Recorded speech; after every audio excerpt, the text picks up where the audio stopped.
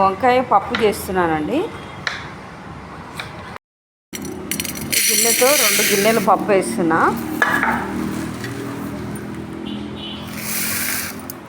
పప్పు నీట్గా కడుక్కోవాలి.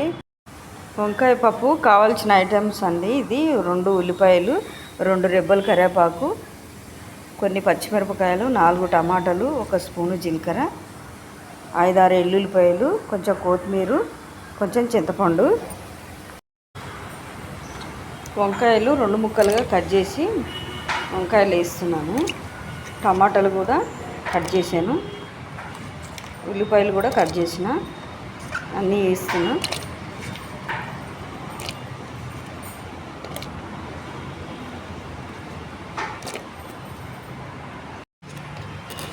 రెండు స్పూన్ల పసుపు వేస్తున్నా.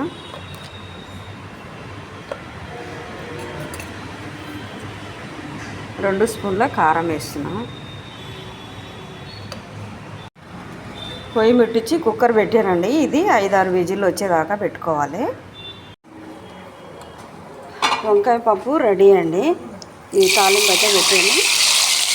ఉల్లిపాయలు, జీలకర్ర, ఆవాలు, కరివేపాకు, ఎండుమిరపకాయలు, కొంచెం కందిపప్పు. వంకాయ పప్పు రెడీ అండి. తాలింపు పెట్టాను. సరిపడా ఉప్పు వేసి రుబ్బి తాలింపు పెట్టాను.